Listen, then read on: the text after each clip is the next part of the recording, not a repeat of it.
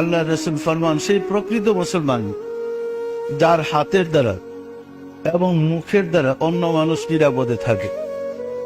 রাসূল কিন্তু বলে নাই সে প্রকৃত মুসলমান যে জুব্বা পড়তে পারে, পাগড়ি পড়তে পারে, ডিলারগুলো লইতে পারে, লম্বা একটা দাড়ি রাখতে পারে, তাকে মুসলমান বলে না। মান সালিম আল মুসলিমুনা মিন লিসানিহি ওয়া ইয়াদিহি, সে প্রকৃত মুসলমান যার মুখের দ্বারা হাতের দ্বারা কেউ কষ্ট পায় না। পরিষ্কার না পরিষ্কার না, যিনি শান্তির চরিত্র ধারণকারী তাকে মুসলমান বলে। যার মধ্যে শান্তির চরিত্র নাই সেও মুসলমান।